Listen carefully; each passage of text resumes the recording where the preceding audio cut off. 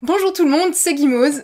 Voilà, je n'ai toujours pas changé d'identité, hein, comme ça tout le monde est rassuré, c'est toujours Guimauze qui vous parle, ça va bien. Vous l'avez vu dans le titre, aujourd'hui on parle book haul parce que ça fait très longtemps que je vous en ai pas fait. On compte pas celui que j'ai fait spécifiquement pour les Imaginales parce que c'était vraiment pour un événement particulier. Autant vous dire qu'il y a quand même pas mal de bouquins, hein, je vais pas vous le cacher, ça peut paraître impressionnant, mais n'oublions pas que c'est des livres que j'ai achetés depuis presque le début de l'année, au printemps, en été, donc ça fait quand même un cumul de beaucoup de mois. Donc on va pas non plus, voilà, trop tarder. Il y a un peu de tout, il y a des choses que j'ai achetées, des choses que j'ai reçues, il y a des romans, il y a des BD, des mangas, il y a un peu de tout. Évidemment, vu que ça fait un petit bout de temps que je note plus tout à fait ce que je m'achète et ce que je reçois, il y a de fortes chances que j'oublie de vous présenter des choses. Mais je pense qu'il y a quand même le principal, et en tout cas, il y a des choses que j'ai tellement hâte de vous présenter parce que il y a, en l'occurrence, 2 livres que je recherchais depuis des années et des années. C'est 2 livres qui ne sont plus édités, mais que j'ai trouvé d'occasion, donc j'ai super hâte de vous les présenter.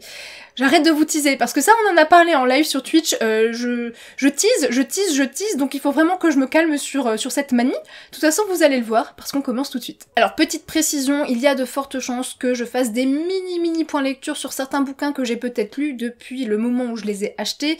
Peut-être pas pour tous, parce qu'il y aura certainement des vidéos qui arriveront spécifiquement pour que je vous présente certains bouquins, peut-être que j'ai vraiment beaucoup aimé, mais voilà, je pense pas qu'on part sur une vidéo de 10 minutes, hein. Ça va être une bonne grosse vidéo, donc si tu n'as pas préparé ton thé, ton café, ton chocolat chaud, toutes les boissons que tu kiffes et des snacks, c'est le moment. C'est le moment, tu mets sur pause, t'y vas, tu reviens. Alors le premier livre que je vous présente, je vais pas vous les présenter dans l'ordre, hein. Je les prends comme ça me vient et, et on voit comment ça se passe, c'est Kiki la petite sorcière, qui est édité aux éditions Inis depuis pas super longtemps. Ceci dit, ça semble évident que j'allais craquer un moment ou un autre sur Kiki la petite sorcière. Celles et ceux qui me connaissent savent à quel point j'aime Kiki la petite sorcière. Il y a peut-être 1 an ou 2, je vous avais fait un article sur mon blog, que je vous mettrai d'ailleurs dans la barre d'informations. Et dans cet article, je vous expliquais un petit peu tout ce que Kiki la petite sorcière, du moins l'adaptation de Miyazaki, m'apportait à moi. Ce que ça m'avait aidé à surmonter, et vraiment, en fait, ce livre-là, quand je l'ai lu, là, c'est encore assez frais, ça fait peut-être 1 semaine ou 2 que je l'ai terminé, j'ai ressenti tellement de choses. Je vais peut-être pas m'étendre là tout de suite, parce que je vous ferai peut-être un post Instagram, ou une vidéo dans laquelle je vous en parlerai, mais ça a été un coup de cœur, vraiment. C'est, je crois, un livre que j'aurais adoré écrire. Voilà. C'est vraiment... C'était vraiment un super moment, plein de douceur, de super moments, c'est vraiment un roman initiatique, comme peut l'être finalement l'adaptation de Miyazaki. Et en ce sens, je trouve que maintenant, après avoir lu le livre, Miyazaki a vraiment extrêmement bien respecté l'univers de Eiko Kadono. Et voilà. En plus, on va pas se le cacher, ils ont fait un superbe travail, les éditions Inis sur Kiki la petite sorcière. C'est une jaquette en plus qui s'enlève, que j'ai enlevée personnellement pour ne pas abîmer le bouquin, pour pas abîmer la jaquette, et en fait en dessous ça ressemble à ça. Ça reprend la même illustration, et voilà, c'est tout mignon, et si vous aimez ne serait-ce que l'adaptation de Miyazaki ou que vous aimez les univers de Ghibli, il faut foncer. Et je l'ai pas précisé, mais je pense que vous vous en doutez, ce livre-là va absolument bien dans le Pumpkin Autumn Challenge. Donc pensez-y. Je me suis également acheté les 2 premiers tomes du manga de Promised Neverland. Je vous ai parlé du tome 1 dans un point lecture que je vous mets dans le petit i si ça vous intéresse. Je n'ai pas lu le tome 2 parce qu'en fait, à la fin du tome 1, je n'avais pas le tome 2, donc depuis, la frustration c'est quand même un petit peu atténué, je vais pas vous le cacher, mais ceci dit, j'essaierai quand même de vous faire un retour sur cette série de mangas quand j'aurai bien avancé dedans. C'est-à-dire que, je sais pas, quand je serai genre au tome 6, 7, quelque chose dans ces eaux-là, ou quand je sentirai le besoin de revenir vers vous pour vous donner peut-être plus de précision sur l'univers, plus de précision sur mon ressenti, si ça a évolué, si ça a changé, si je n'aime plus du tout, enfin voilà. J'essaierai de vous faire un retour à ce moment-là. J'en profite pour vous représenter Constellation de Alice Picard. Pourquoi je dis représenter? C'est parce que je vous l'avais déjà montré dans un vlog, mais je sais que c'est pas forcément quelque chose que tout le monde regarde, donc je me suis dit que c'était... que ça avait sa place dans cette vidéo-là. C'est un livre que j'avais reçu comme contrepartie pour un financement participatif auquel j'avais participé sur Ulule. Et en fait, je voulais vraiment vous le montrer parce que c'est un livre objet absolument magnifique en hardback avec plein de dorures. Je sais pas si vous voyez, mais ça brille, ça brille de partout. Et pareil, je vous ferai des inserts pour que vous voyez un petit peu mieux ce que l'artiste nous propose. C'est un artbook, je sais pas si je l'ai déjà précisé, et c'est sublime. Vraiment, je suis tellement contente d'avoir ce genre de livre dans ma bibliothèque parce que c'est des petites sources d'inspiration et c'est tellement beau. Vous savez que j'adore les illustrations, moi c'est un truc, je suis complètement mordue de ça. Et voilà. J'avais également reçu des prints en contrepartie, des prints, j'avais même reçu des porte-clés, des petites choses comme ça, et c'est vraiment super. J'adore faire des financements participatifs. Il y en a quelques-uns que j'ai ratés ces derniers mois parce que j'avais pas forcément l'argent pour ça. En l'occurrence, Piccolo qui avait sorti Icarus and the Sun, qu'il l'avait proposé en financement participatif et je l'ai raté et j'étais triste, vraiment triste. J'espère qu'il le commercialisera un jour, on va croiser les doigts. Tenez-moi au courant si vous avez des infos. Les éditions Glénat / Vent d'Ouest m'ont demandé si j'étais d'accord pour recevoir le tome 2 de Sorceline. Vous le savez, j'avais déjà lu le premier tome qu'ils m'avaient également envoyé, et pour être honnête, je vous l'avais d'ailleurs dit dans un point lecture que je vous mets dans le petit si ça vous intéresse, je n'avais pas été totalement convaincue.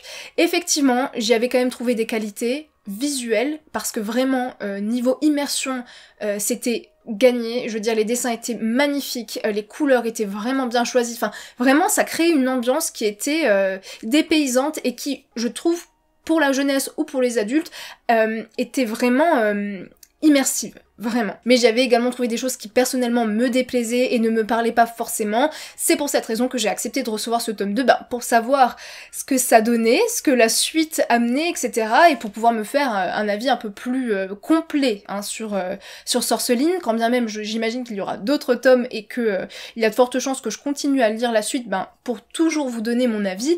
Et ce tome 2, qui est encore une fois sublime. Alors ça vraiment, on peut pas enlever ça à cette série qui est vraiment magnifique. Elle est magique, elle est vraiment magique. En même temps, c'est un petit peu le thème de cette série où on parle de créatures fantastiques et justement des soins qu'on y apporte, etc. Enfin, c'est vraiment chouette.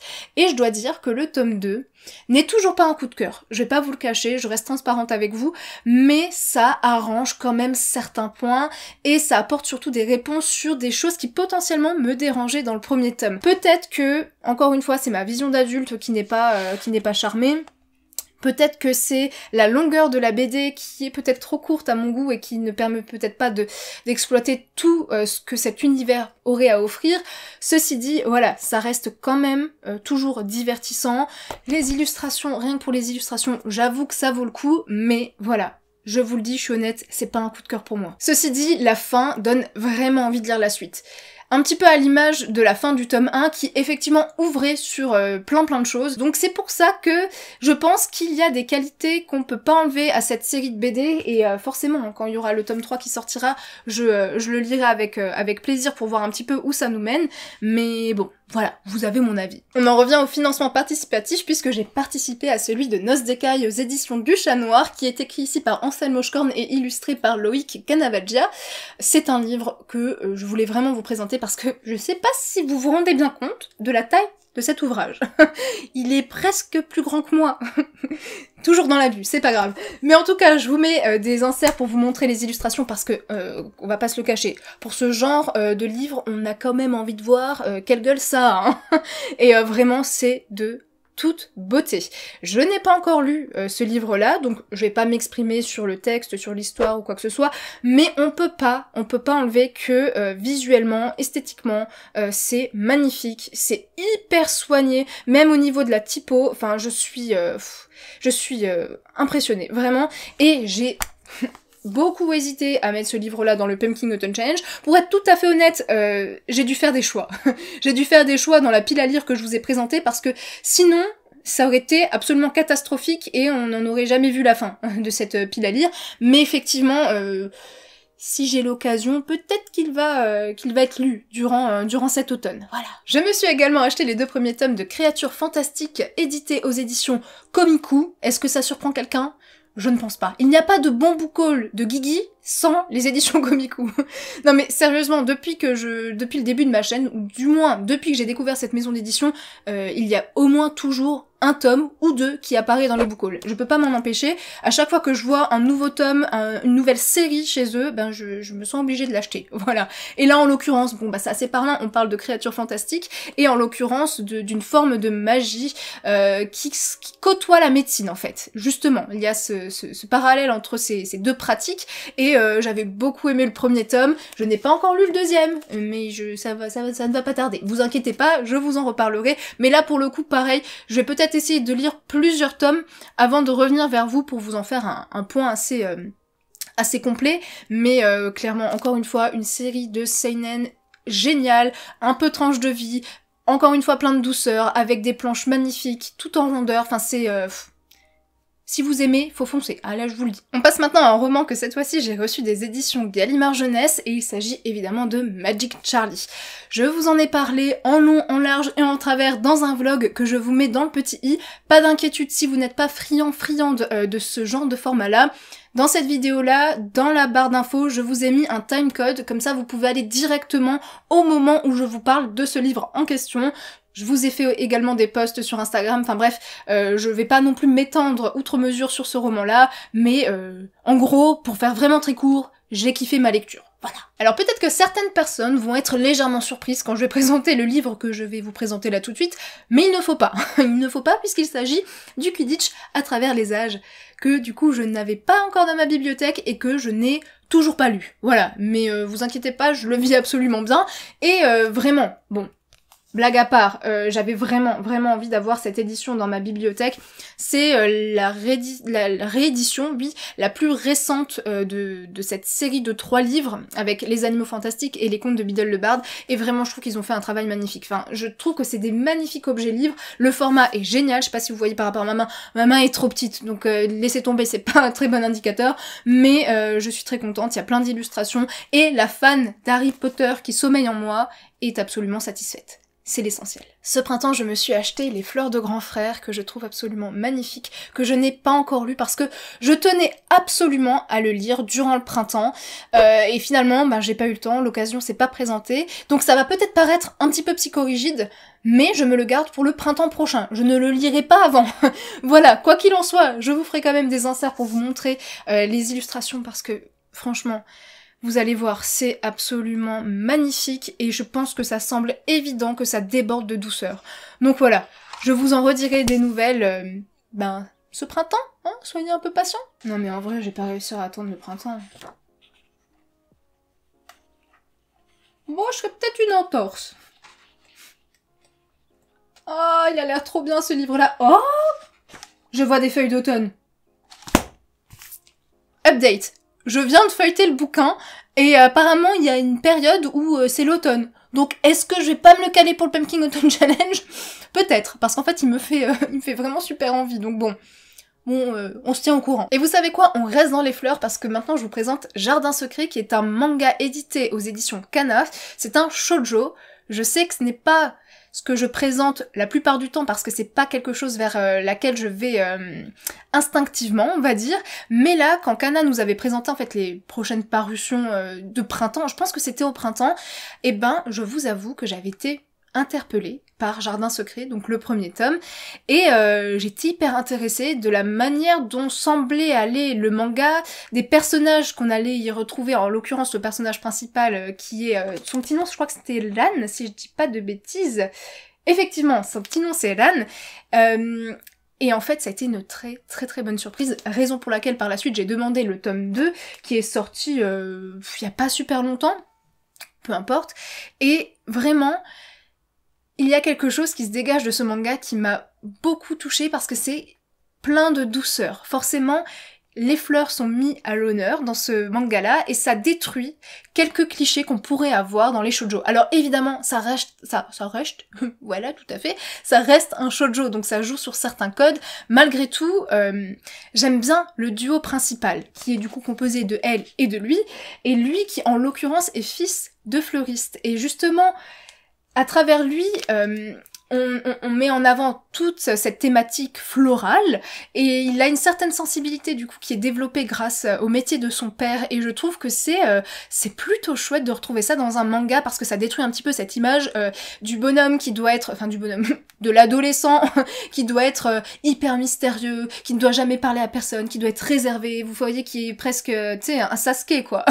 Et ben là non, là on a un personnage, un jeune garçon qui est hyper solaire, qui va vers les gens et qui a une forme de sensibilité que j'aimerais beaucoup découvrir du coup dans le tome 2 que je n'ai pas encore lu pour le coup. Et pareil, elle, donc Lan, elle a... Alors, je répète, hein, on est quand même dans un shoujo, donc elle rentre dans certains codes du shoujo, malgré tout, pas tout le temps, parce que elle ose faire certaines démarches, elle ose, comment dire, se mettre en danger, entre guillemets, par rapport à lui. C'est vraiment rafraîchissant. Voilà, c'est le mot que je devrais mettre sur ce manga, c'est rafraîchissant, et j'ai vraiment hâte de lire la suite. Je vous en redirai des nouvelles, mais franchement, si vous voulez quelque chose d'assez doux, que vous aimez la thématique des fleurs, et que vous avez envie de quelque chose de feel good, sans pour autant être dans un gros shoujo à l'ancienne, tentez le voir. Ça peut être sympa. Je me suis également acheté chez France Loisirs La Brigade des Cauchemars, le tome 1. Alors évidemment là je vais pas non plus m'attarder parce que je l'ai inséré dans ma pile à lire pour le Pumpkin Autumn Challenge, donc je vais le lire durant la saison, il n'y a pas de problème à ce niveau-là, je vous en reparlerai une fois que ce sera lu. Mais là je vais peut-être en profiter pour vous faire un insert et vous montrer un petit peu les planches pour que vous fassiez une idée, et je reviendrai vers vous pour vous donner mon avis. Je me suis également acheté Marie Tempête d'Alain Surgé, que j'ai ici au format poche, parce qu'en fait je pensais que le grand format n'était plus édité, alors que si, donc je suis un peu déçue parce que j'aurais préféré le grand format, mais en fait c'est grave futile, donc on va arrêter ça tout de suite, parce que de toute façon la couverture est la même sur le format poche et sur le grand format. Mais pourquoi j'ai acheté ce livre-là ? C'est parce que c'est un livre que j'ai lu quand j'étais plus jeune et que j'ai relu il y a peut-être 1 an ou 2, quelque chose dans ces eaux-là, et je vous en ai toujours pas parlé. Je ne sais pas quand je le ferai, mais je peux vous assurer que j'ai envie de le faire, mais à chaque fois je repousse l'échéance, je ne sais pas pourquoi. Mais je le ferai, vous inquiétez pas, à un moment ou à un autre, Marie Tempête aura sa place sur cette chaîne, et peut-être qu'il y en a certains parmi vous qui ont tout de suite fait le rapprochement, mais Marie Tempête fait référence à Mary Red, qui était en fait l'une des plus célèbres femmes pirates, et c'est ce qu'on va retrouver dans ce livre-là, qui est accessible à partir de 11 ans, et pour être tout à fait honnête, il s'y passe quand même des choses hyper dures, hyper sérieuses, et qui sont pas du tout aimables, et c'est quand même assez incroyable, et enfin vraiment c'est un livre qui vaut tellement, mais tellement le détour. J'espère vraiment pouvoir vous en reparler un jour, parce que ça c'est un livre qui m'a beaucoup marqué, et Marie Tempête quoi. Il y a plusieurs mois de cela, une nouvelle maison d'édition m'a contactée pour savoir si potentiellement ça m'intéressait de recevoir certaines de leurs parutions, sachant que c'est une maison d'édition axée sur les bandes dessinées et sur les mondes de l'imaginaire. Je pense que vous me connaissez, là franchement ça aurait été absolument incohérent que je refuse de recevoir leurs parutions, parce que c'est à peu près tout ce que j'aime. Donc là il se trouve qu'il y a 1 semaine, 2 semaines grand max, j'ai reçu leur première publication qui s'appelle Dantracon, qui est le nom de la série, et le premier tome s'appelle Le Grimoire Glouton, qui est écrit par Arleston et illustré par Bois Commun. Alors évidemment je ne peux pas vous faire de retour pour le moment sur ce premier tome parce que je ne l'ai pas encore lu, comme je vous dis c'est une réception assez récente. Ceci dit, Arleston ça vous dit peut-être quelque chose parce que c'est lui qui était également sur la série Echo, qui parle peut-être à certains et à certaines, et c'est vrai qu'il va y avoir pas mal de séries qui vont être éditées du coup chez cette maison d'édition, avec des auteurs, des autrices que vous connaissez peut-être déjà certainement, parce qu'ils ont déjà fait des romans. Il y a en l'occurrence Gabriel Katz, il y a Olivier Gay, il y a Pierre Pével, enfin voilà, il y en a pas mal qu'on connaît déjà un petit peu dans les univers de SFFF, donc j'ai hâte de vous en dire des nouvelles, je vous tiendrai peut-être au courant sur Instagram. Essayez de me suivre peut-être là-bas. J'ai tendance à être un peu plus présente là-bas. Pourquoi ? Parce que avec les Insta Stories, c'est quand même plus sympa. Il y a quand même beaucoup plus de spontanéité. Donc voilà. On se tient au jus. Je me suis enfin acheté le premier tome de Légende de la Garde de David Petersen. Je pense que je n'ai plus besoin de vous dire à quel point cette série est une série coup de cœur. J'ai évidemment déjà lu ce premier tome il y a super longtemps, mais je ne l'avais pas encore dans ma bibliothèque. Donc j'avais vraiment envie de remédier à ce problème-là, surtout que le premier tome se déroule en automne. C'est ma saison préférée, hein, on va pas en retartiner une couche, on l'a compris. Et voilà, cet achat, je l'ai vécu comme un cadeau de Noël de moi à moi-même. C'est stupide parce que là on est dans un book haul, donc tous les livres que je me suis achetés c'est des livres que j'avais envie d'avoir, mais celui-là, je sais pas comment vous l'expliquer, je mourais d'envie de l'avoir, donc je sais pas, voilà, ça faisait longtemps que je l'attendais et il est là quoi. Toujours récemment, je me suis pris un petit format poche, il s'agit de Nouvelle histoire extraordinaire de Edgar Allan Poe.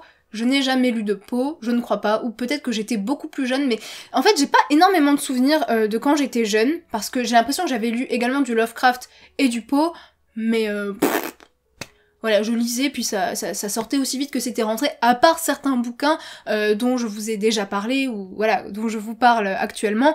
Mais voilà, là c'est un petit recueil, il y a plein de nouvelles à l'intérieur, dont un qui s'appelle Le Chat Noir, ça m'intrigue, ça a l'air super cool, mais en fait, voilà, tout a l'air hyper intéressant. Vu que pour le Pumpkin Autumn Challenge, il y a une catégorie, une sous-catégorie qui concerne les nouvelles, je me suis dit que c'était pas une mauvaise chose de l'avoir sous la main. Encore une fois, il fallait faire des choix dans la pile à lire, donc celui-ci n'a pas été présenté, mais ça va pas m'empêcher de lire quelques nouvelles de ce livre-là. Vous l'avez vu dans ma pile à lire pour le Pumpkin Autumn Challenge, l'extraordinaire almanach de la forêt a rejoint ma bibliothèque et je suis absolument ravie. Je ne vais pas m'étendre encore une fois sur cet ouvrage-là, je vous mets ma vidéo pâle dans le petit i, parce que j'ai également fait des inserts des différentes illustrations qu'on peut retrouver dans ce livre-là, mais encore une fois, c'est un livre magnifique, que je suis tellement contente d'avoir, et qui va pour le coup vraiment me suivre durant toute l'année, et je m'en réjouis déjà quoi. Vous aurez remarqué que je ne vous ai toujours pas présenté les deux fameux livres dont je vous parlais en début de vidéo, que je me suis trouvé d'occasion, c'est parce que je vous les garde pour la fin. Voilà, comme on dit, le meilleur pour la fin. Il y a un troisième livre que je vous garde là, justement pour cette fin de vidéo, parce que je pense que c'est l'un des plus beaux livres que j'ai pour le moment dans ma bibliothèque, et je l'attendais aussi depuis super longtemps, mais j'arrête de teaser, ça c'est vraiment une manie qu'il faut que je contrôle, il faut que je me contrôle, mais du coup, le quatrième avant-dernier livre s'appelle Samhain. Voilà, c'est écrit Rituels, recettes et traditions de la fête des morts, aux éditions d'Anaheim. Alors pourquoi j'ai pris ce livre-là? Par pure curiosité, parce que ça faisait hyper longtemps que je voyais les livres de cette collection passer. Il y en a plein d'autres avec d'autres fêtes, d'autres traditions, etc. Il y a Mabon, enfin il y a plein, il y a Lita, etc. Enfin il y en a vraiment pour chaque occasion. Et là, je me suis dit que j'avais bien envie de me faire plaisir et de découvrir un petit peu cette collection avec Samhain. Voilà, tout simplement. Il y a effectivement le côté historique, hein, un petit peu avec les anciennes croyances, etc., que j'avais envie de découvrir dans ce livre-là, mais il y a quand même, après réception, beaucoup de choses sur la pratique en elle-même, les choses qu'on peut faire pour la fête, etc.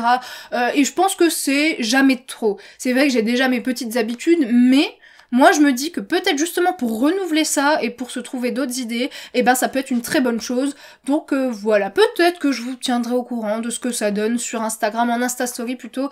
Voilà. Après c'est vraiment, pour le coup je l'ai pas mis dans le Pumpkin Autumn Challenge parce que c'est vraiment pour ma pratique perso entre guillemets, et c'est pas un livre que je compte lire d'une traite si vous voulez, c'est plus un truc que je vais essayer de lire par-ci par-là suivant ce que j'ai besoin en fait. Je sais pas si vous voyez un petit peu. Je pense qu'il y a des livres comme ça qu'on consulte avec parcimonie pour aller piocher certaines infos dont on a besoin à un certain moment. Je sais pas si ça vous arrive aussi, mais voilà, j'avais quand même envie de vous le présenter parce que peut-être que ça en intéressera certains et certaines. Ça y est, on y arrive, je vous présente un livre que j'avais vu, il me semble, quand j'étais allée à Lyon, et que j'avais vu dans une librairie spécialisée dans les livres en anglais. Et quand j'avais vu ce livre-là, ça avait été une sorte de coup de foudre, je l'ai vu et je l'ai trouvé tellement beau, et en fait depuis, je me l'étais pas acheté parce que c'était quand même un petit investissement, et alors là, je me suis dit no regrets, vas-y, prenez mon argent et donnez-moi ce livre-là. Et j'ai acheté Zoologia de Stan Manoukian.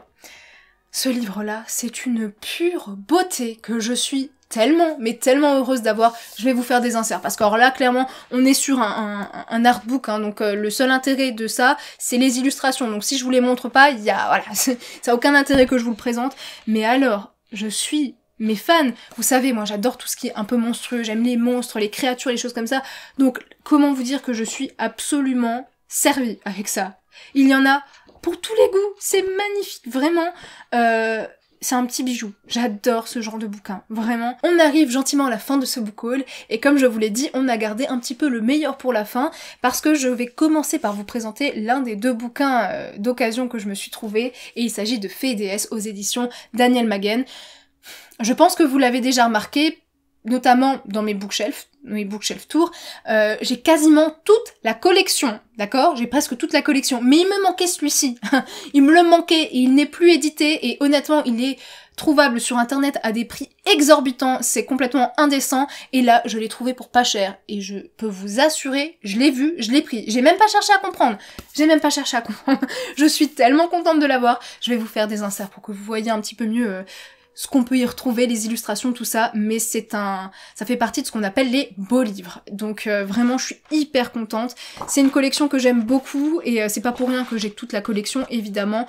Et je vous en redirai des nouvelles. Je pense qu'un jour, je vous ferai une vidéo un peu spéciale sur tout ça, parce que ça peut être hyper intéressant, et peut-être qu'il y a des personnes parmi vous qui potentiellement aiment les mêmes choses que moi, du moins dans ce domaine-là.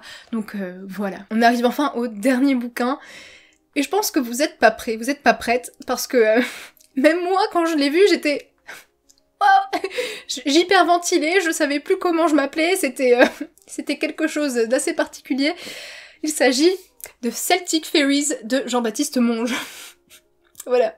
Rien qu'en vous le présentant là comme ça, je suis toute émotion. Ce livre-là, ça faisait mais tellement d'années que je le voulais.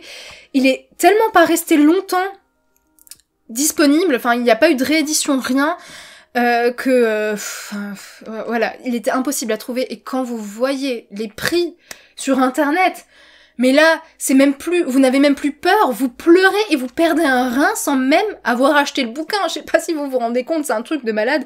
Donc là je vais vous faire des inserts pour que vous profitiez un petit peu de quelques illustrations de ce livre-là, mais purée, là c'était le plus beau jour de ma vie.